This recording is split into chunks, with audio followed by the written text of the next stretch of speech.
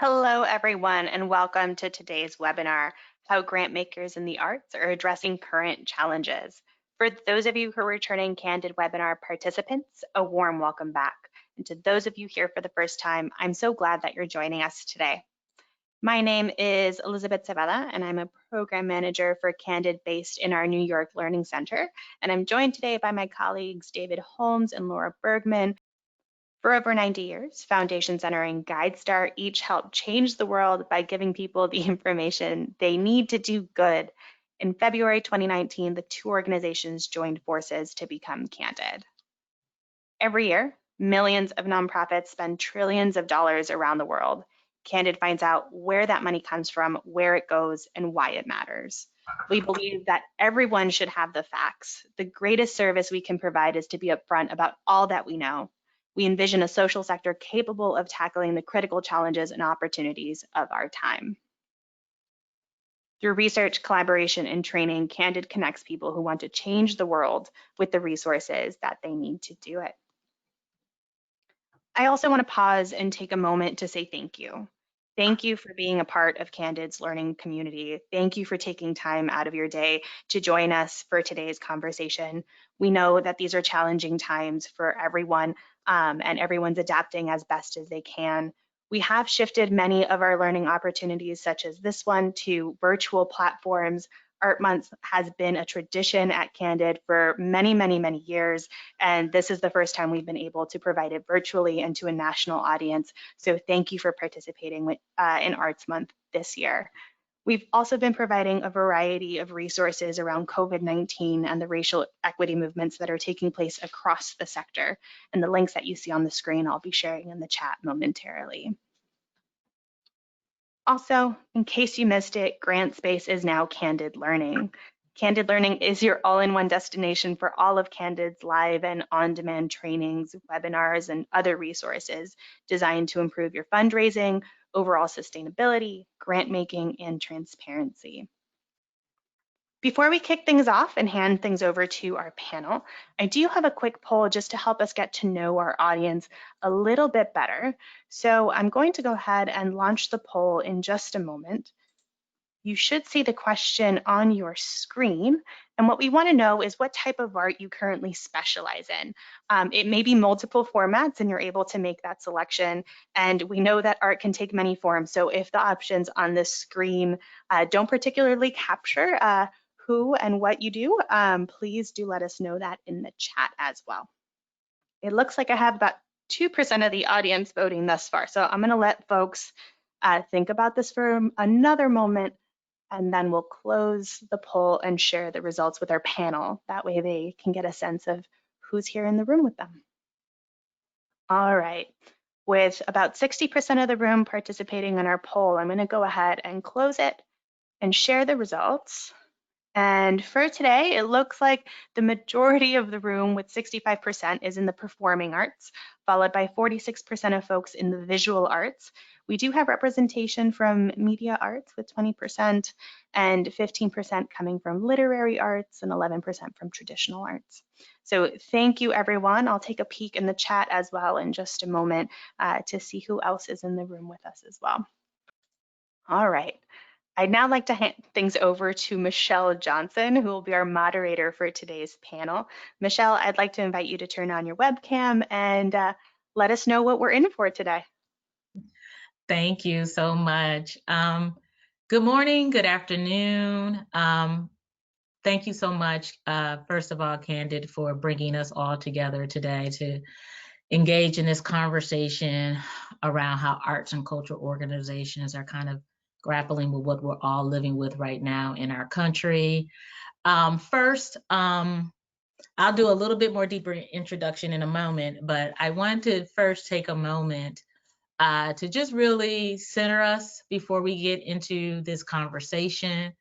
So I hope folks will indulge me in this. I think it's really important for us to just kind of set the tone, center ourselves, kind of shake off what we've been doing, you know, before we got to this place, and just really harness and center our energy. So just for a moment, if you're sitting, great. If you're standing, fine. If you choose to close your eyes during this moment of just a 1-minute meditation, great. If not, that's good as well. So I'm going to just go ahead and begin. And if you're seated, just kind of get settled. And if you're standing, that's great. The important thing is to feel where your body is touching the seat and touching the ground. Since where your bottom is touching the seat, you want to sit up straight if you're seated. If you're standing, stand straight but not stiff. Make sure your feet are completely touching the ground, connecting you to the earth. At this point, you, as I said earlier, can open your eyes or lower your gaze to the ground if you like, or close your eyes altogether. It's your preference. But in your mind's eye, I want you to take in the surroundings of where you are, or even where you want to be. That could be Hawaii. That could be on a beach in Mexico, wherever. Just someplace that just kind of makes you happy. And in this moment, I want you to connect with your breath and pay light attention to your breath as it goes out. So take a deep cleansing breath in and release it. And at the end of the out breath, let there be a gap while the in breath is happening. And in that gap, you have a natural awareness. It's there already. You don't have to create it. So follow the breath out and out and out. So take a breath in and just let it out, out, out. As thoughts rise, treat them as you would anything else you encounter. You notice it and use that noticing to bring you back to the out breath and ride it out, out, out, and out. Take another deep cleansing breath in and let your breath out, out, out, and out.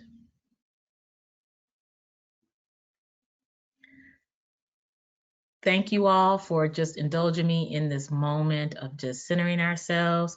I wanted to say a quote from Audre Lorde, who said, "Caring for myself is not self-indulgence, it is self-preservation, and that is an act of political warfare."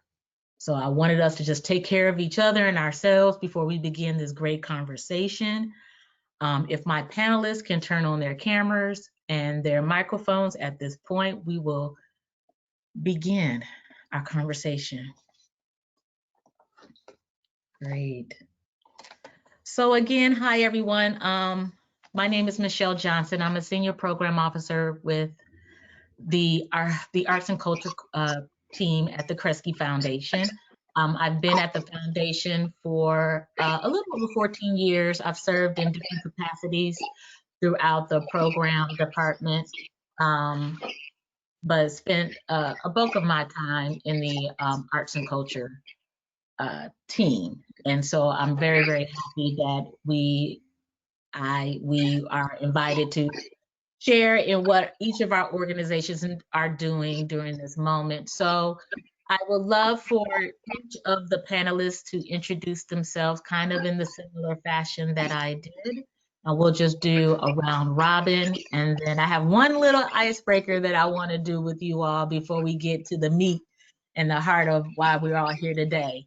So I'll just call on Adam, since you're like right next to me, Adam. And would you please introduce yourself to everyone?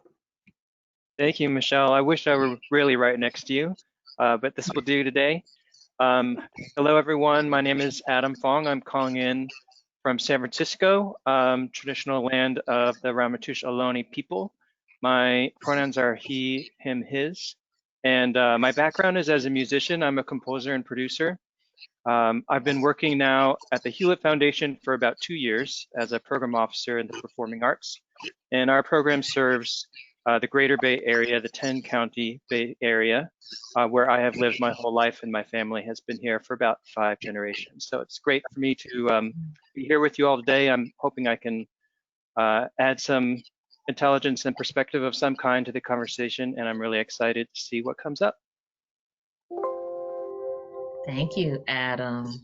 Katrina. Hello, everyone. I'm Katrina DeBerry. I am a program officer at the Community Foundation for Greater Atlanta. My pronouns are she, hers, and I am actually the manager of our Thriving Communities pillar, which focuses on the whole community and really incorporates arts into that space of community as not just an additive, but an integral part of our economic and cultural ecosystem in Atlanta, and something that we highlight as the epitome of what it means to be a part of Atlanta. I am an Atlanta transplant, have been in Atlanta for over 20 years, but I come originally from New York City. So one thing that you will know if you live in Atlanta is that Atlanta is filled with a lot of transplants. So it's good to be here. Thank you. Great. Thank you, Katrina. That is so true. I have a sister that lives in Atlanta. Indira, welcome. Please introduce yourself. Oh, and before you do, Indira, if anyone is not on, if everyone can mute themselves, I'm getting a little bit of feedback. That would just be helpful. But Indira, please. Thank you. Greetings, everyone. My name is Indira Goodwine, and I'm the Program Director for Dance at the New England Foundation for the Arts, where I lead the National Dance Project and other dance initiatives in New England. For accessibility purposes, I'm a Black woman with medium-length braids, wearing a red turtleneck and glasses.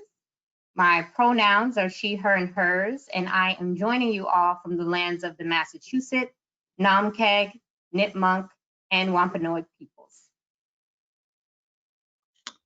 Thank you. Okay, so just a little icebreaker so the audience can get to know us a little bit better and perhaps get a little tidbit or two about what we're doing for self-care for ourselves during this moment.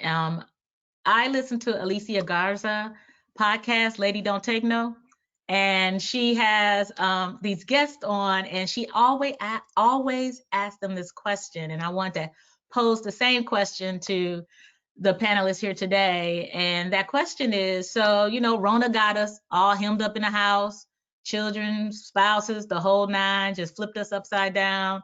And so what have you been doing since Rona, as far as hobbies or interests or something new or something old you picked up? But would love for you all to just kind of share one thing that you kind of discovered about yourself in the Rona while we've all been quarantined at home.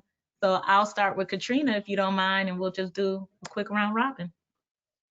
Sure. I tried at the beginning of the pandemic to do like everyone else and bake bread, but I am not good at baking, and I don't eat a lot of bread. And so it made more sense for me to try to hone my skills in the gardening space.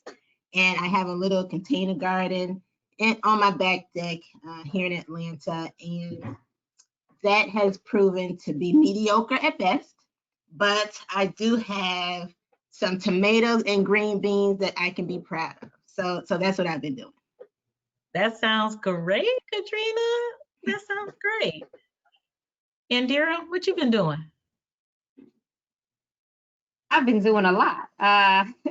In the very beginning, I think I definitely was in club quarantine and enjoying music. I'm a dancer first and foremost before an administrator, and so music is another happy place for me. And so just being able to listen to good music has been important, and also, you know, taking the time to have a nice hot bath, you know, relax. I think is important during this time. rest, and hydration. Yes. Adam. Thank you, Indira. Well, I like this question. What have I been doing with myself? I seem to forget every day what I did yesterday, but for exercise, I'm a runner. I've been a runner for several years. And I think what's been different now is I'm trying to find new places where there won't be so many other people around me. So that's taken me to some parts of San Francisco that I didn't run in before, some different routes, some places, where I'm less likely to both see people and get run over by cars these days. So that's been fun. It's a different way for me, at least, to be healthy and see some parts of the city. Yeah. Wow. You guys topped me. I think I'm like snooze fest. I have gone back to reading leisurely. Doing this work, we read a lot of reports. I know the folks who are on the nonprofit side, I hear like we got to write these 18 reports for these 18 different foundations. And on the flip side, I got to read all those reports, research, the 68-page document. So it has like consumed all of my reading time.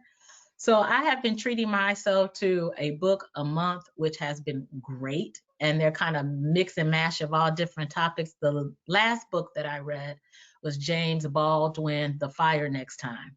And it is just so close to what we're experiencing right now. So yeah, reading has really been a godsend because it's only so much goofy stuff I can watch on TV. So reading has been a really good exercise for me to just kind of decompress and just go off into something else, real or imaginary. So great. Thank you all for indulging me. And for those who have any other interesting things that they would like to share, I'm sure you can put them in the chat. So why don't we just get started with our conversation? And I'm going to start with the big question, and that I think folks kind of want to hear from you all about. And that is kind of what have you been doing? What kind of actions your organization has been taking and engaging in since we've been in the Rona? Nobody knew this was coming. Hashtag not true. People knew. But, since we've been in this quarantine and shut down, many funders have been in overdrive, really trying to secure and support their grantees wherever they are, coming up with great ways in which to provide support. So we'd love for you all to just kind of share with the audience what each of your foundations have been engaged in since we've kind of been quarantining at home. And I won't pick on anybody. I'll let somebody just start and jump right on in. So y'all gonna make me pick somebody? Okay, Indira, why don't you start? How did I know that was coming? Because you got on that beautiful red sweater. Well, thank you. You're welcome. Greetings again, everyone. The New England Foundation for the Arts, also known as NEFA, is a grant maker, a program initiator, aggregator of resources, and a builder of creative partnerships that we believe foster equitable access to the arts and enrich the cultural landscape. Founded in 1976, NEFA is one of 6 regional arts organizations established with funding from the National Endowment for the Arts to strengthen the national arts infrastructure by cultivating the arts on a regional level. Today, our programs are regional, national, and international in scope and support artists and communities through grants and other opportunities in dance, music, theater, and public art. In the early stage of the pandemic, we administered an impact survey to all of our grantees, inclusive of artists, presenters, and community organizations. This data helped guide our efforts to provide immediate and future resources, remain nimble with current grant requirements, and continue advocacy for and within the field. However, we always knew how important it would be to follow up with grantees individually, given the various variables at play. As COVID-19 continued to intensify, NEFA recognized its impacts not only on the various ways artists could share their work and empower communities through their respective art forms, but also on their overall livelihood. And while some artists have been able to thrive during COVID, using this time to deeply reflect on their career trajectories, identifying and building new points of entry to access their work virtually, and establishing new business models and infrastructures, others have not had the privilege to indulge in forward thinking or even embrace their creativity. This has been due to loss of artistic and other income sources, home displacement, lack of food security and health care, child care priorities, and. I would also be remiss if I did not acknowledge the navigation of mental and emotional trauma that Black artists specifically continue to process given racial injustice. Understanding the nuances of multiple pandemics and inequities, it was important that NEFA's response continued to be artist-centered and grounded in humanity. We have been able to embody this through our various programs by, one, establishing a holistic approach where we uplift the humanity of artists, providing them with opportunities to repurpose or receive funds to support their sustainability as they have defined it. We do this in acknowledgement that if artists are not healthy or cannot have their basic needs met, it hinders their ability to create at their highest potential. We also do this to elevate their artistic contributions as guides to transformative leadership, strategic planning, and policy change. This is essential as we build the new arts and culture landscape, which we cannot, I repeat, we cannot do without artists. Secondly, supporting and trusting their artistic and creative process, remembering that it is theirs to create and it is also theirs to remodel. Remaining flexible has afforded NEFA an opportunity to engage in more transparent dialogue with our grantees that builds trust and collaboration, as well as impact future programmatic enhancements. Last, but certainly not least, advocating for artistic agency and value in how artists choose to share their work during this pandemic and beyond, and our role in centering their voices, legacies, traditions, stories, and dreams. We must prioritize spaces that create a culture of abundance and foster sustainable relationships. With so much still unforeseen, NEFA continues to lean on these pillars as we envision better ways to support our grantees in thriving and bolster collective transformation in our fields at large. Thank you, Indira. I really appreciate you lifting up what I think a lot of things that Kresge has also kind of held at the center around being flexible, trusting our arts and culture partners, particularly those on the ground who are doing amazing work, and really centering their voices and not our own. So I really appreciate you highlighting that. Katrina, why don't you chime in and tell us what you've been doing in Atlanta? We've been doing a little something. So, just a little bit. Well, I'm gonna step back a little bit and just reiterate the fact that the Community Foundation for Greater Atlanta serves the entire community, and what that encompasses is a 23 county kind of area within the Metro Atlanta region. And in 2018, the foundation decided to prioritize equity as a part of our strategic framework. And we were working towards what implementation of that would look like. And then COVID hit right at the beginning of us really trying to dig into what equity means for us as a foundation and how we insert that equity framework into our work within communities.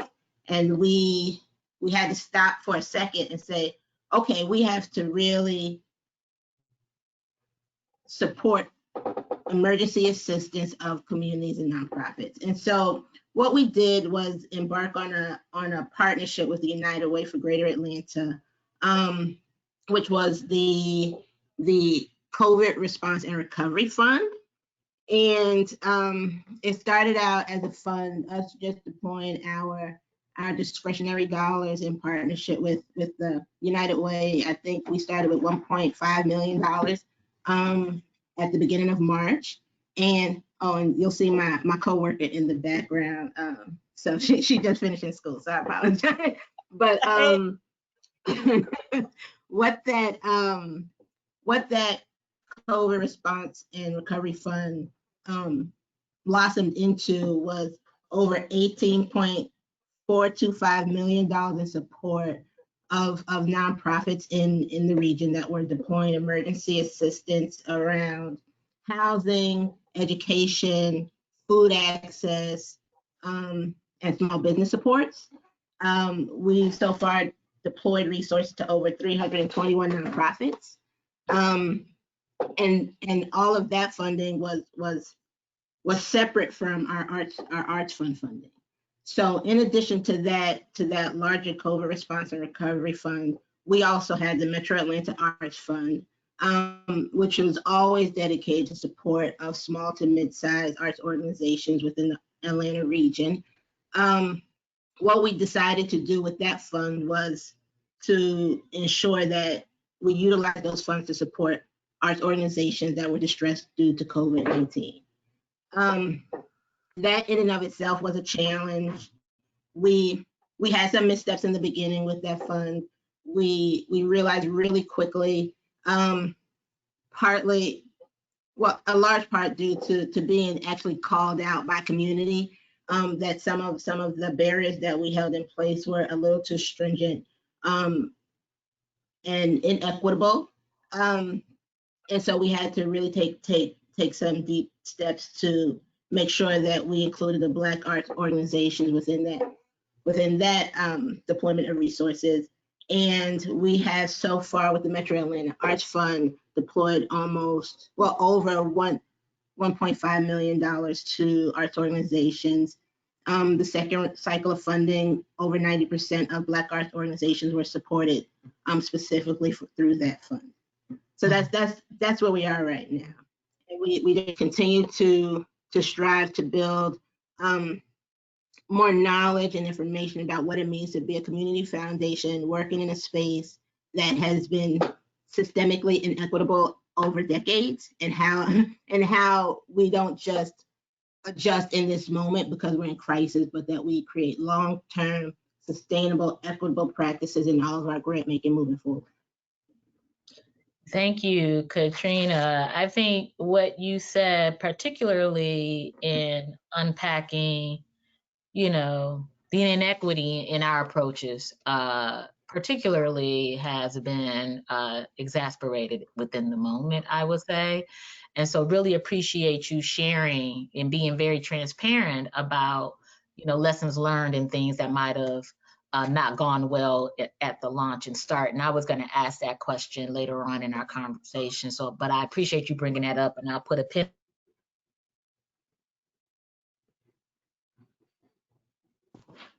Michelle, it seems like we may have got your camera frozen here. I'm going to give it another second or so for your feed to come back live.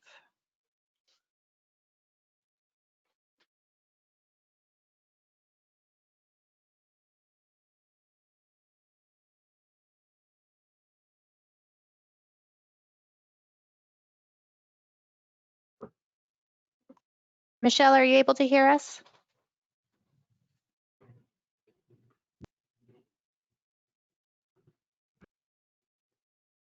I'm actually going to ask our panel if they can stop sharing their camera, and hopefully that'll help the connectivity on Michelle's end.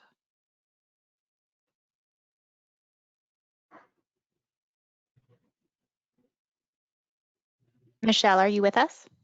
I am. Can you hear me? We can hear you. Excellent. Okay. Sorry about that. Sorry Not about a problem. My colleagues tease me that I have Netscape for internet. So, so sorry about that. So hopefully can you see me now? We can see you now. Oh, great. Sorry about that interruption. So why don't we just move ahead? I want to keep a pin on the missteps in our efforts during this time, as we try to support communities during this moment. And Adam, do you mind sharing a little bit about what Hewlett is up to? Sure, thank you. You know, my story is pretty similar to Katrina's, and I do want to back up a little bit and you know, talk broadly about sort of our strategy. It sounds like our timing was really similar. For the performing arts program, we also had a framework that we put in place starting in 2018. This was for us a sort of refresh of our whole strategic framework in the performing arts program. And this is sort of a normal course of business at the Hewlett Foundation. Each of the programs is expected to refresh its strategies roughly every 5 years. So we did that work in 2018 and published our new framework in 2019. And a part of that strategy refresh was being very explicit about valuing equity and justice, valuing self-determination. And we knew that this would be a shift for us in how we supported the performing arts. Hewlett has been a supporter of the performing arts in the Bay Area for over 50 years and has always been focused on providing meaningful artistic experiences for people of the Bay Area. But there was a pretty significant change that we were planning to make and really begin implementing in 2020. And it was to move our focus from supporting sort of a diversity of excellent arts organizations in the Bay Area to trying to find the ways that our dollars could make the most difference to the overall vibrancy of the Bay Area art ecosystem, with an awareness of where our funding and the funding of others, the support of others, was and was not reaching people in the Bay Area. And so we thought about this in 3 different areas, and maybe I can ask Elizabeth to bring up a slide here to help illustrate what our framework looked like. So this is kind of a snapshot of what our new strategic framework looks like. You can see the 3 circles each sort of represent 3 separate strategies that we're taking within the performing arts. And we're really trying to ask this question of who is being benefited and how can our actions as the performing arts program ensure that communities, artists, and youth all have access to meaningful arts experiences, that artists have support they need, that youth have access to high quality arts education. There's 2 other components here to point out, and they're important in terms of how things are changing for us. When we published this strategy in 2019, we understood advocacy and infrastructure as very important tools for building the capacity of the field to enact this strategy, to ensure that people could have access to meaningful arts experiences over time. We felt that advocacy and infrastructure had not been invested in deeply, particularly by arts and culture funders, and so we wanted to ensure that the field could advocate on its own behalf, on behalf of the communities it's a part of, and that the field could build its infrastructure out more deliberately to be responsive, to be adaptive to the ways that the Bay Area was changing. So maybe we can move on to the next slide here, and I can talk a little bit more about what's stayed the same for us and what's changed, because just like Katrina did, we had a moment where when the pandemic hit, we asked ourselves, you know, is this strategy the right thing? Now that so many artists, so many arts organizations, so many communities are completely under distress, you know, do we want to stick with this strategy or do we need to shift? So we, together with our board, really reaffirmed this strategy, and particularly its values on equity and justice, on self-determination. We felt that those were the right path forward at this time. I think if we click twice more on the slide, we'll see the 3 components, thank you, of what's staying the same. So the strategy really demanded and was framed by continuing to support the arts. Our commitment has been longstanding, and fortunately for us, our program budget has not really taken a hit in this time, so we are still able to make grants totaling about $20 million per year to support the 10 counties of the Bay Area. And those are mostly multi-year general operating support grants. And we are also fortunate to have a pretty robust team. I'm one of 3 program officers in the performing arts. We have a program director and 2 program associates. So we have a nice diverse team with which to do this grant making. We can move on to the next slide and talk a little bit about how things are changing. There's also 3 buttons to click here. And a few of these changes were demanded by the strategy, and a few of them were really responsive to the time. So the first one is that we did in 2020 make final grants to several grantee organizations. Because we'd been funding for so many years and because we were in the midst of a strategy change, shifting our framework meant that some groups who we had been well aligned with before did not fit quite as well in the new strategy. This is no fault of their own. They're all doing excellent work, but we knew if we wanted to get sharper about which communities, which artists, which youth in the Bay Area did and did not have access to meaningful arts experiences, to relevant arts experiences for themselves, that was going to require us to make some changes and to conclude funding relationships that we had held sometimes for decades. So there was a big body of work for us to make final grants to these organizations who we'd supported for many years. And really that final grant was to ensure that even though we were ending the funding relationship, we didn't do extreme damage to them at this time, particularly at this time, which is so challenging for every organization, no matter the size. We did shrink our geographic imprint from 11 counties to 10. We had been supporting Monterey County, but I would say, and I think my colleagues would agree, we weren't doing a great job of it. And so rather than continuing to stretch our dollars across 11 counties, we decided we need to better focus on these 10 counties and try to do our best to serve 10 counties well. So those first 2 changes are really, they were demanded by the strategy. And really the affirmation that the strategy was still the right thing is what made us go through with these shifts at this time. A few things that we did that were really responsive to the needs that we're seeing in the field as a result of the pandemic, the stay-at-home orders, the prominence of racial justice protests.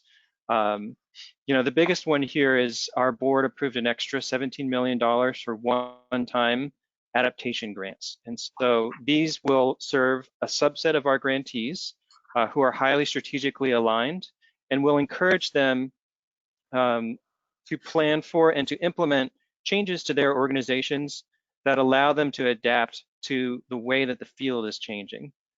One of the things we heard loud and clear when we did our strategy refresh was that over the past, it had actually been 7 years since we'd refreshed our strategies from 2012 to 2019. So much had changed in the arts and culture field. So much had changed in the Bay Area. We're facing huge challenges around demographic shifts, cost of housing, general cost of living, regional resegregation, shifts in the ways people wanted to participate in the arts. And, really our program had been supporting a diversity, but falling a little bit behind in the way that the arts and culture landscape was moving and shifting at that time. And so in a sense, one of the things that we learned is that not only has this change been radical in the last decade, but the changes that we're talking about, especially the racialized inequities that other panelists have already mentioned, those were only accelerated in 2020.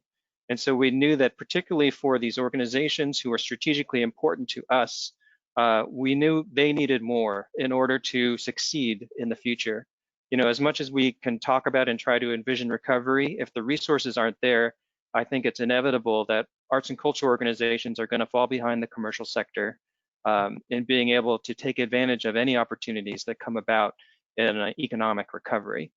And so our purpose with this adaptation funding is to really give organizations the room, a group of organizations the room to identify their strengths and think about how they can best fulfill that mission of theirs, the communities they serve, the artists and youth they serve in the next several years. And there's just a couple important things I'll say, and then I want to hand it back to you, Michelle, and the rest of the panelists, is that one is we don't really know what adaptations are needed. We know that the world is changing and there's no really going back, but we do believe that we're lucky to have organizational leaders and a really robust sense of community in the Bay Area that will help lead the whole field forward. So even though these are a select number of grantees, there's about 35 grantees who are receiving the adaptation funds. We believe that the actions they take can really help point the direction for what the new version of our sector can look like. And the other one is that, we're very much in a learning stance as a foundation right now. And I think I've heard that from the others too. We have stated these aspirational values of wanting to see stronger collective and community self-determination in the Bay Area, of wanting to work towards equity and justice. But these are very much aspirational, and so the way that we learn how to embody these demands that we behave slightly differently as a foundation. We have learned that we need to deal with a lot of uncertainty this year, that even though we want to be impact focused, outcome focused, it's really unfair to ask people, where are you going to be in 3 years? You know, how many shows do you think you can do? How many people do you think you can really connect deeply with? Those kinds of metrics are impossible. So we lean more on process, we lean more on method, we identify where we can trust and where we're aligned. And the other thing I think that we are leaning into at this time is, particularly with the adaptation funds, but with all of our partners, is to see potential and opportunity, to encourage people to see potential and opportunity, and to see ourselves as partners with them to help them reach those things. You know, I think our values demand it. Our willingness to work in advocacy and infrastructure is opening up different types of conversations for us, so we can discuss not just one organization can do, but perhaps what a coalition of organizations can do, or what policies would help advance their work. And those conversations, I think, put us in a stronger stance of being able to collaborate and learn from our grantees, and hopefully do a better job serving our communities in the future. So with that, we can get rid of these slides, and I'll be curious to hear where we go next. Yeah, thank you, Adam. That was very thorough, and it, you know, just listening to all of the panelists and where they are just put me in similar headspace of where Kresge is as a foundation. When we were hit with having to shelter in place, Kresge went into overdrive mode, making sure that, you know, the foundation was communicating consistently and expansively across all of its platforms about the foundation's response to COVID and the economic downturn and the racial reckoning that is going on across the country. And as far as the racial reckoning is concerned, that's been going on for years, decades. But through our, you know, one of the things that the foundation did was actually establish a COVID-19 response website that has resources and commentaries and other collateral about the grants that are coming out of our shop. We definitely made sure that, like many of you, that we were being flexible with our grantees during a cash flow crisis. So we converted a lot of the project support grant into operating support grants. We suspended grant reporting. We also expedited grant approvals. And for the work that each program and practice was engaging in terms of establishing or planning for events, we allowed our grantees and vendors to kind of retain and repurpose those dollars to support some of the immediate operational things they were running up against during the early part of COVID. As far as the arts and culture team, we, you know, just similar to you, Adam, we go through strategy refinement every 3 years. And so we had just finished completing our refresh for 2019. And one of the things that we wanted to make sure as a part of that is that, that we were centering residents' voice, that equity and justice was at the center, and that we were going to continue to strengthen our collaborations, not only with our internal teams, but externally with other partners. And just for everyone's knowledge of the arts and culture team, our work is really focused on the integration of arts, culture, and community engaged design as part of an equitable approach to community development. And to say it another way, we believe that culture and creativity are drivers for just communities. So we have a portfolio that is populated with both arts and culture organizations and community development organizations, but all use kind of artistic and cultural practices to engage and shape and design opportunities that run across different sectors, whether it's affordable housing, health and human services, education, environment. But in all of that work, arts and culture has been used as a tool to engage residents in real deep and meaningful ways, considering their priorities for the opportunities to result in equitable and just ways in which that community sees itself and how they want to live.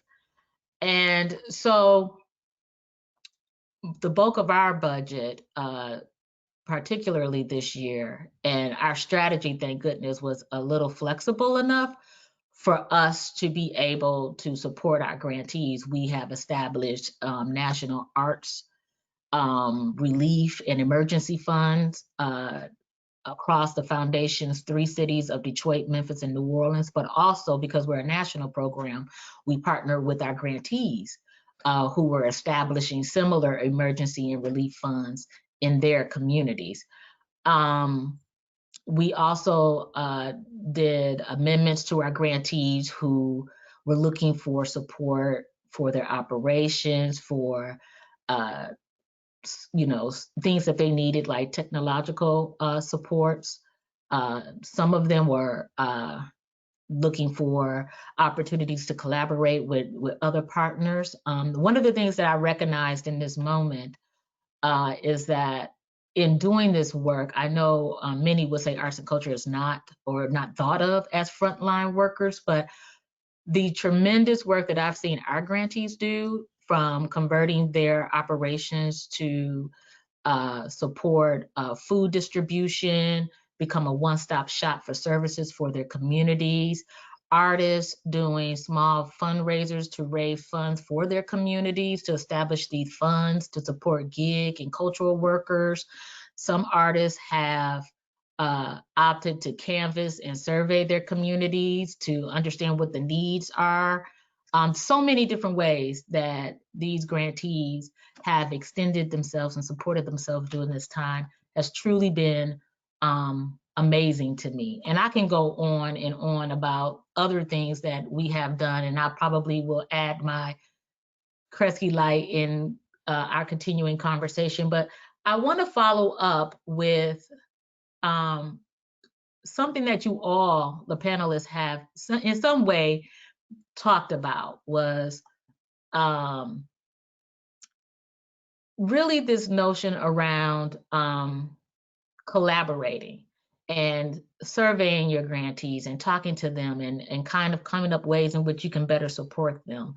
Can you guys kind of expound upon kind of the collaborations you all finding yourselves in right now, considering in this moment, leveraging our resources are really important, because we all know the numbers around the arts and culture sector, they're steep, there's a lot of work still ahead, and they're not gonna all be solved this year. So can you all speak to, some of you, all of you have kind of mentioned different manifestations of partnerships, but can you go deeper into any examples?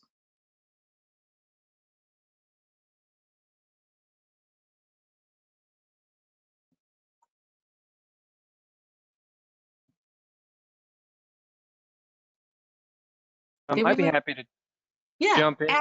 Yes, please. Thanks.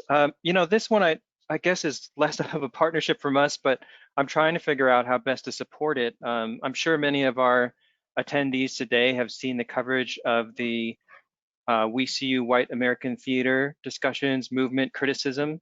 And this conversation about the injustices that people have experienced has definitely hit the Bay Area theater community hard and caused a lot of, I think, very positive self-reflection, self-criticism, and community organizing as people try to look ahead to a more equitable and just theater community.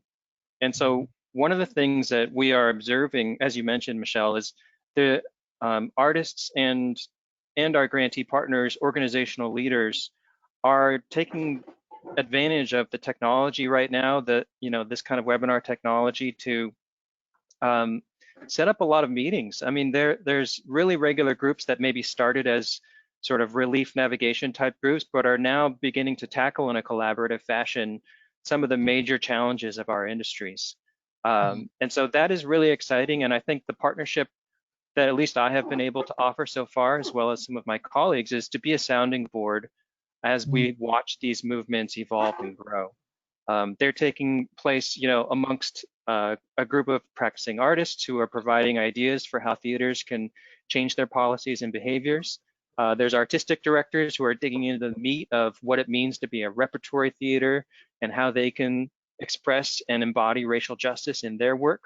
And there's groups of executive directors of organizations of all sizes who are really taking to heart the community criticisms and looking for ways to improve their institutions.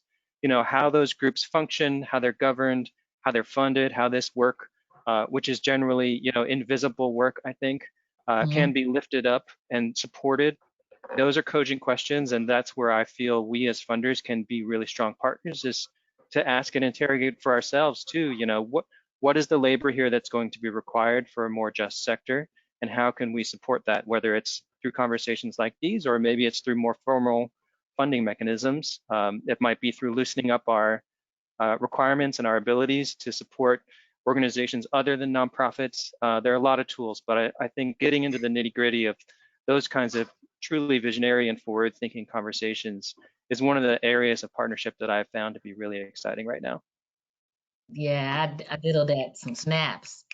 Indira or Katrina, did you want to add any highlights from your end around the question? Sure, I can jump in real quick. In addition to the partnership that I mentioned with us in the United Way, I think one of the things we at the foundation are trying to be very intentional about is how we partner or collaborate across different sectors. And so it's not just how do we partner and get more resources in with other funders, which is key and something that we are continuously trying to nurture, but it's also our commitment to collaborating with community stakeholders, with with other nonprofits, with our donors. One of the programs that we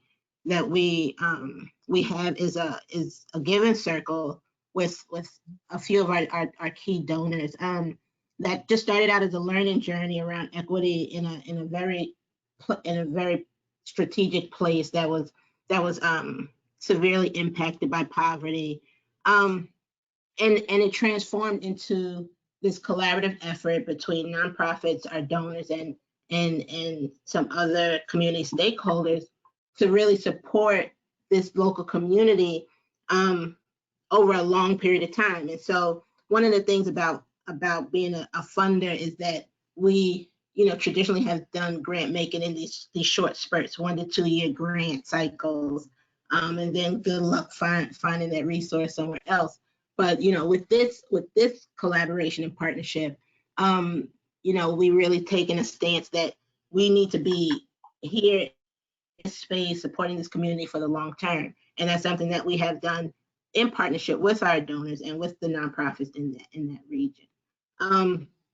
Another thing, and specific to the arts organizations, is we have acknowledged that we need to take a step back and do some more intensive listening to what it is that the arts community needs from us, what the support look like, and how do we amplify their voice and make sure that the work that we're doing is relational and not transactional. And so we are in talks around creating a Black Arts Task Force to try to work through some of these complex, for us, issues around what it means to be a funder and how to release some of that power as a funder and return it back to the communities that we say we want to serve. And I think that's the biggest challenge is as a funder, recognizing that the privilege of funder is something that needs to be changed.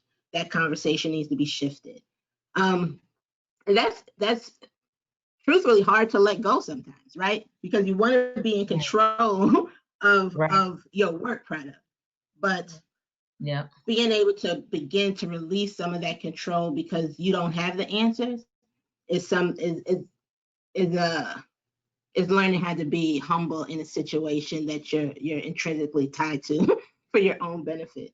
So that's something. I mean, those are deep, intense conversations, right? That you have to have as a foundation and as a structure in a system that wasn't created to amplify community voice.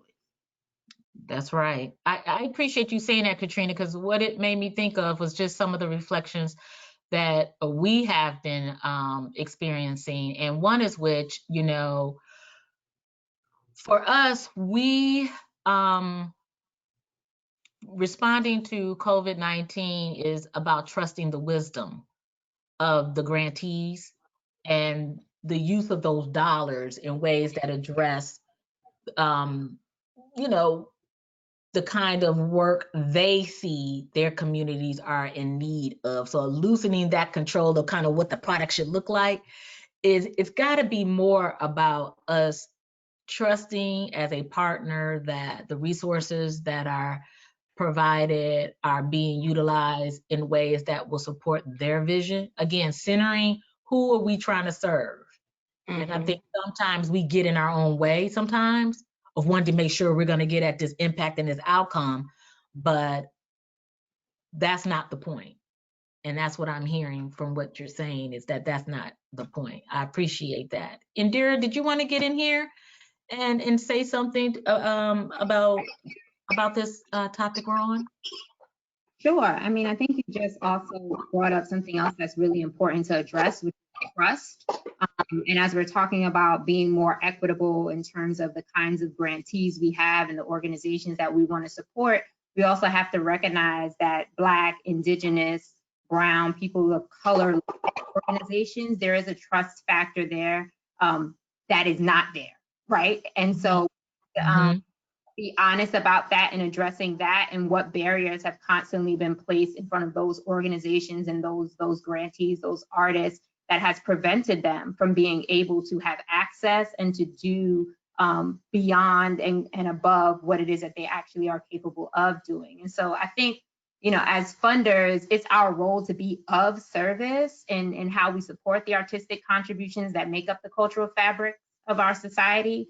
And at this moment in time, we're talking about embracing the opportunities from this shared learning experience that we have. You know, some of these things are new and some are not new, but I think embracing all that they have to offer can help us revolutionize some of the practices that we currently have in place that we know haven't been working and really don't need to move forward in terms of us building this new arts and culture landscape where we see everyone who is involved in the ecosystem and ecology really being able to thrive. So as an institution, NEFA continues to be in a space of deep internal reflection and evaluation of our values and grant making alignment.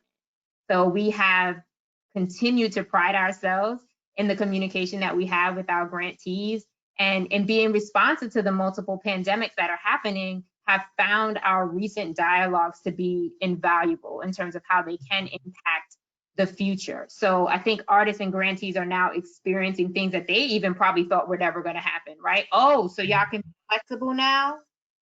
Oh, so I don't have to do this thing? Oh, there's an opportunity for me to repurpose and think about this in a different way. Where was all of this before? So I do think that COVID, even in its unfortunate moments, you know, has also revealed some things and exposed some things and allow new things to occur where I actually think, you know, I would hope artists continue to, you know, hold our feet to the fire in terms of remaining accountable to them, because that is the role in which we are in. I always talk about how in my role as director for dance, I recognize that I sit in a seat of privilege. However, I know that comes with deep responsibility and accountability. And as a Black woman in this position, there's also accountability to my community, right? So I've got a lot of moving parts happening. And I think we have to be honest also about how we navigate those spaces in terms of the kinds of support we give, and also speaking up for those artists who have often had their voices diminished.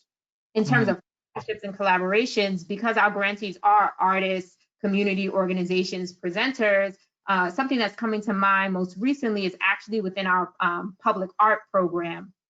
And they're invested really in artists and a community of practice. And so addressing the intersectionality of spatial justice and racial justice is critical to cultivating a more vibrant public art ecosystem. And so what's been happening is really great. You can actually see this on our website for yourselves in terms of seeing a blog and webinars that have been posted around centering justice, Indigenous artists' perspective on public art. And this is a series that's been happening where, yes, NEFA has been able to provide the platform, but really elevated the voices of these artists within a community for reflection to examine the ongoing legacies of colonization and how it intersects with public art and our understanding of place, right? And where does public art fit into that, and the intertwining of economic, cultural, and social impacts that all of this is having.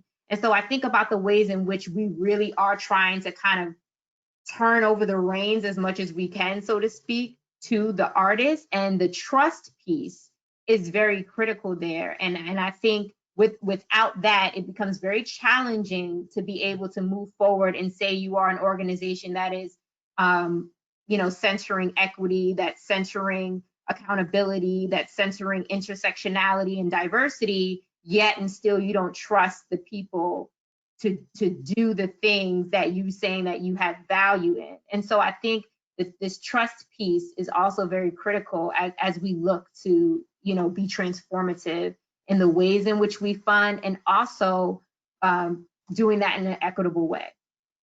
Yes, thank you, Indira. I appreciate that. So many other thoughts came into mind, and Adam and Katrina, please feel free to jump in. This is just a conversation, like when we're at the family dinner table, child, we all, just want to jump in and make our point and just have a good old passionate conversation. But one thing did come to mind as something that we engaged in just recently, because you said a couple of things that just pinged in my head. And one of the things that we did just recently was hold a racial justice convening with 75 of our grantees. And we worked with Community Wealth Partners on this. And a couple of things that we did. We knew we needed to have this conversation and build a type of trust with our grantees in a different way. Not just trust that you're going to get the work done, but trust in the sense that we trust what you're thinking and how that can elevate our work, right?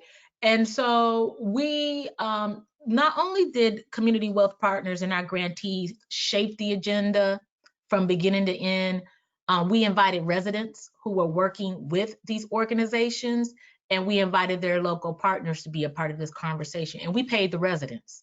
And if they needed any technical assistance, equipment, we paid for that. And one of the things that we wanted to do, and they created these opportunity areas that were hot topics for them, centering what they wanted to talk about, share between peers, lessons learned, resources that they're doing in their own community. So these opportunity area conversations were focused on defunding the police, respite, health, and wellness. How is artists supporting artists during COVID with their community? So providing support for artists who's continuing to do their work in community. And there were a few others. And one of the things that came out of, a couple of things that came out of that convening that just happened October 1st and 2nd, and they were half-day sessions, was one, we provided dollars with Community Wealth Partners to work with this group to do a collective activity. Many of them, as part of their resources, were like, we want to explore ways we can do some form of sabbatical. They've been hearing about the NAP ministry and other things. They want to engage in other kind of things to help build themselves up. And so we landed some money there for them to decide what they want to do. And we're going to give them some money so they can take time out to do that thing. And I think for us as a team, we recognize that it's more than just trying to get the work done, but how are we supporting the staff and the residents of the things that they need so they can show up continuously doing their best. So it's more than just giving the organization some money and they go off and do some work, but how can we create and make spaces for everybody to, if we say we are focusing on people and we care about advancing racial justice, then we need to start paying our artists who are involved in this work their full freight, their full value, and stop, undervaluing their gift and their talents they're lending to this work. And that it doesn't take that much longer to include those voices. I think a lot of times we see like, oh, the more voices we include, the longer it would take for us to get to the work. And I think being inclusive of the voices to where what we're doing would impact, it's important to have them in the room, because we could be doing it wrong. Just like Katrina said, there were some missteps. Community felt left out in some decisions. So we got to create that space to do that. So I really appreciate you bringing up those points, because it just resonated with me what we were doing. Right. And I also think about one of the analogies that I often use as well when speaking with folks is, a lot of foundations talk about building bridges, right? So we're building these bridges for people to be able to do the work that they want to do and that they're very passionate about. But I don't think there still lacks the conversation about actually crossing the bridge. So it's one thing to build a bridge, but if you're not helping someone in terms of how they're able to move back and forth and around, the bridge really does really is not serving the purpose if folks don't have or feel like they have the agency to be able to do that. And something else that you mentioned that I felt was interesting, especially when COVID really first broke and we were trying to assess, well, okay, how do we want to be responsive to this and the various ways we can do that? And even when I initially started reaching out to previous grantees, just as a checking in and seeing what they might need, I think people were actually nervous to have a conversation with me because they thought that it was more about me calling to take away something, right? So you have, when all of this happened, you have grantees who were in the middle of, grant agreements, like wherever they were in their creative process or wherever they were in terms of deliverables based off of that agreement with the foundation. And I do think it's a larger philanthropic issue and philanthropy sector issue that, your grantees are potentially hesitant to have a conversation because they're not quite sure, what is this conversation going to lead to? Right. And really being in a position to hear additional bad news on top of the things that are already happening that they're trying to navigate. So I just think, that still goes back a little bit into the trust issue. But yeah, what kinds of relationships are you trying to build with your grantees? Is it transactional, which to Katrina's point, I think all of us on the call that's definitely not our approach. That's not our style. But it also is going to take some building up of, because so many grantees have already been hurt or had bad experiences with foundations in these ways. Yeah. They now, so now I don't really know. I'm only going to contact the funder when I have to. I'm not going to really let them know kind of where I'm at in the process, or even that I'm struggling, that actually there's challenges that have emerged. And so I think we have to also have that conversation about the kind of relationships that we're building with our grantees, whomever they are in the community, to make sure that, we're again, still being of service to them. Okay, so I just want to say, we can have this conversation longer. There's just so many other questions that I haven't gotten to, because there's so many great things that we're all engaged in and doing. But if the organizers can present us with some questions right now, happy to engage in those. Sure, Michelle. Laura, do you want to go first? Sure, we'll take turns. How about that? Okay, that's great. Okay, so my first question, Michelle, for the panel is, it says, thank you for all your presentations. By the way, we've gotten a lot of great feedback from people that they're loving this conversation. As you know, the funding that you're all proving often fund no more than 20, or sorry, I think they meant to say providing, often fund no more than 20% of a nonprofit at most. Most of them have to solicit funding from ticket sales and fundraising. As we see now, the funding from ticket sales will drop. Some, it's even 100%. What are you doing to help nonprofits in the arts to assist with resources? In other words, technology that helps them to bring their programs to a virtual audience that they would not have access to since they're small and understaffed? It's a long question. Yeah, but I can jump in real quick. We at the community foundation actually in previous years only provided up to 10% of an organization's annual revenue, which is a small percentage. And what we did in response to COVID is we eliminated that stipulation first because we couldn't figure out why we made that determination. What the 10%? Why just 10%? And so we've gone up to 30%, and then there are some of our competitive cycles, especially the COVID response recovery, where we have looked at 50%, or even just a consideration of 100% of funding would look like if we funded them at their ask. And so we are really trying to look internally to see why it is we create some of those barriers in the first place, and to figure out how we can remove them going forward. Because that's another part of where we create more distrust, is that what we're saying is we don't think you can handle more than 10%. So we're gonna give you this little bit for right now, and then prove to us with these long reports and stuff that you've done something to wow us, and then maybe we'll consider doing it again. And so we did some soul searching and said, yeah, it's time to let that go as a part of our strategy, if we really want to build relationships. yeah, I think similarly situated, we kind of had this similar thought where an organization had to have a certain level of budget, and recognizing that we were excluding a lot of great organizations who were doing meaningful work because of these unknown kind of like stipulations. So like Katrina, we have been kind of revamping some of those things, because we know that many of the great ideas come from grassroots, and why should we penalize them because they have a small budget?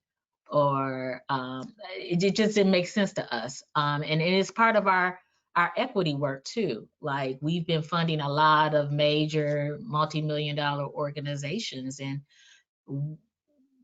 why? Why should we just unknowingly just keep going with that standard quo if we're talking about we want to become more equitable, and not just what our strategies are, but how we go about even doing our own business. So resonate with that, Katrina. Thank you. Next question. Yeah, I think, unless there's something else you want to share, there's definitely a question here. Cindy is asking, do you envision the need to prioritize current grantees over new applicants in the next year? Do you have any advice for small organizations that are just starting to seek foundation support at this time? I'll try to take that one. It's a tough one, because I think what I'm hearing, and definitely what we have experienced, not just within the Hewlett Foundation, but what we see other funders doing, is prioritizing the well-being of current grantees. And of course, there's most of us do not have endless resources, and so there are trade-offs to be made at every decision point. Speaking on behalf of Hewlett, part of the reason that we made those final grants to several grantees was to create more flexibility in our program's budget so that we could take on new grantees. We had a history of being a very, very difficult funder to access for organizations who were not historically in our portfolio. So that was a big problem for us that we have tried to address. And I think it's fair to expect that the long-term trend of funding for arts and culture either flattening or going down isn't likely to be dramatically reversed in this upcoming time period. So it's going to be difficult. That said, my background is definitely in small organizations. And I think the things that were always challenges for small organizations will continue to be challenges. And so the approaches that worked in the past will continue to work. Those include being really crystal clear about partnerships, being really crystal clear about what is and is not part of your mission and your work at a given time. And I think having a pretty clear-eyed approach to the landscape that is available to you. You know, I have seen a lot of groups, a lot of independent artists and a lot of small organizations who just don't have access to the kind of knowledge, the kind of technical assistance that medium and large organizations do. And so finding those partners who can really help you navigate the space can save you a lot of time and heartache, I think. Some of that comes back to us as funders. You know, we have been responsible for creating the landscape that is inequitable and oftentimes inaccessible. So that's a kind of challenge for us all to face. And I think Michelle said this, or the other panelists have as well, definitely Indira, that when you see those kinds of problems where there seems to be no rationale for how difficult something is, or you feel like the language is exclusive in some fashion, the demands are outrageous, I would encourage you to hold our feet to the fire, to say, you know what, local government, local foundation, local masked and cloaked donor, this doesn't seem fair, and here's the work that I want to do. Help me figure this out.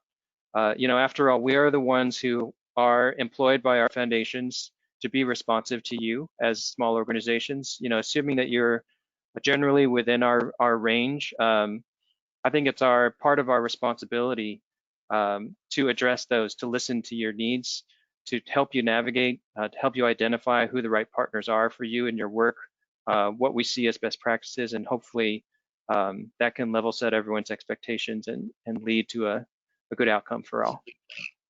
And I'll just briefly to say also that, as I mentioned previously with NEFA, we are a regional, we provide regional support. We also have national programs as well. And so in terms of this question around only supporting current grantees or those that might, you know, be in our Rolodex, so to speak, as opposed to new grantees, I think about our national programs, which one in which I run the National Dance Project, and my colleague, Keita Sullivan, also leads the National Theater Project. And these programs are actually created to support the creation of new dance and theater works respectively. And then the US touring and what we're saying now is sharing in this digital space of that work, right? So yeah, come on with the new.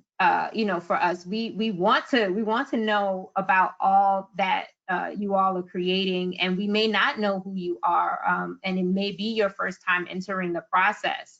But one of the things that I also just want to uplift for us is that we go back and look at our overall grant making process each year. You know, what were the things that we learned? What were the things that we were able to take away from the process? Are there still some barriers that we need to work on removing? I often compare our process to a creative process. You know, sometimes you're so much in it, you can't see the forest for the trees, right? And so it's important to be able to have folks that you can lean on and be able to have those transparent conversations about possible inequities, barriers that may exist in terms of you wanting to be able to really be of service to as many people and as many artists as possible. And so one of the things that I think we heavily also rely on is the opportunity to have those conversations with artists. We do this often through feedback conversations for those who apply for our grants but might not move all the way through the final round to be awarded. And so I know that that's also something unique to NEFA, and that a lot of artists really do appreciate, because often you just get a notice that says you have not been able to move forward, and that no, we do not have the capacity or time to provide you with information on how to you know, better your chances next time or be able to strengthen your application. And so for us, we provide that as a service because we do feel that that is important in terms of being able to help people navigate these different kinds of application processes, and also, quite frankly, being able to articulate their creative process and the work that they do right now, at least in written form. I know it's also lots to think about in terms of the ways in which we actually receive applications in the future, which is a continuous conversation in the philanthropic sector, because we know that folks, maybe English is not your first language. So writing in the narrative is not the best way for you to present yourself or your actual art form. And so I think all of these things are still being taken into consideration and trying to figure out how we can be best equitable even in the actual application review and selection process. And so I just want to uplift that as well in terms of just this conversation of wanting to, yes, still be committed to and support those current grantees, but also wanting to make sure that people still have opportunities to apply and access the funding as well. Thanks, Indira. Great, I have thank you. a question. It's probably for all of the panelists, but can you each talk in concrete terms about how you're balancing equity with regards to arts funding? It's not always clear whether arts nonprofits are being asked to directly address equity issues, or if the arts are valued in their own right and funding strategies and decisions are made using an equity lens. Asking all of you if you can give us your 2 cents on that. So what I'll say is that we are in process of trying to figure that out. I think, we have to acknowledge that we're still in crisis mode, and trying to make sure that we are serving our nonprofits through their emergency needs. I think one of the things that we at the Community Foundation is trying to do is both make sure that we have those conversations about art at the intersection of our other issue areas, but that arts for art's sake is also a pivotal part of community. And so it's not enough to say that I'm going to prioritize arts and advocacy or arts and health and well-being, but there is also cultural relevance in supporting the creative arts forms. And so what I don't have a clear answer right now, and that's only because we're starting those conversations with the arts community. I think we can't figure that out as a foundation on our own, and I think we need to enlist the help of those who do that work in community every day to get at those decisions. So that's where we are now as a foundation. Anybody else want to mention what they're doing? I think Sure. similar. Oh, go ahead, Adam. No, go ahead, Michelle. No, I was just going to say similar. I think we're calling the question, and we are working very hard to unravel a lot of our inequities, and we are having these critical conversations with our grantees and our partners, and I think that is yet to be determined what we're going to come up with. But we know that it is important for us to do that body of work if we are really talking about reimagining and reshaping this sector, so that if things like this happen again, which they will, we will have what we need to address and meet that moment better than what we had with this moment.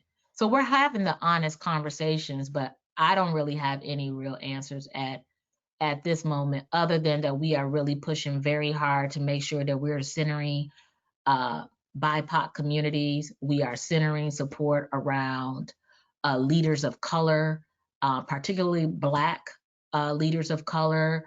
We are having critical conversations around anti-Blackness and anti-racism. I mean, like we're really trying to get to the core root of a lot of things. And so yeah, I don't have an answer, but we're all working and striving to have these critical conversations. Adam? Yeah, I would echo that. I think there is a process that we are going through as a program and a foundation. And I would encourage people, if they're interested in Hewlett writ large and where we're at in terms of our racial justice work, to visit our website, because our president has discussed this recently. But I would say, to Michelle's point, there is a lot of work to be done to ask questions And given that we are valuing equity and justice, that means it is a lens through which we see our work, through which we assess and analyze our work and its impact. And we also think of equity as well as diversity and inclusion as capacities that can be built. You know, they mean different things, I think, to every different organization. And it is not for us as a funder to dictate what they mean to an organization, but I think it is for us to support capacity building so that organizations can get clear on what it means for them in their work. We know and we value that the arts work in a lot of different ways. Some people want to be very explicit in their arts work about the social justice impacts and outcomes. Other people do not want to forefront that, but it's still there. Others, it's just not relevant. You know, without passing judgment on those things, I want to just acknowledge that those are all approaches that feed arts and culture and feed our arts and culture ecosystem. For us, we're making a choice about where we invest our resources that is based on and relies upon our value of equity and justice. And I think it's up to every organization to make a similar type of choice. Where are they going to focus their work? Yes. Where we align, you know, then we've got a relationship that we can build upon and work from. If there's interest on the part of an organization to build their capacity, that's something we can help too, to ask these hard questions and develop that muscle. And so I think, as Katrina and Michelle have done here, I think to view these things as opposing forces is not quite right. But there are definitely realms in which they show up differently, whether we're talking about, you know, looking at the composition of a group of artists, the composition of a group of organizations like we do in our portfolio, or thinking about how artists interact with communities, how they relate to communities, how they're a part of communities, and can help face the same issues that communities face. Artists face the same issues because they are inherently a part of local communities. So hopefully I'm getting at the idea that there is a lot of work to be done, and this is not a simple yes or no answer. But thank you, panelists, for spending time with the audience. Thank you for allowing me to moderate. Thank you, Candid, again, for making space for this awesome conversation. Really appreciate it so much. So thank you all.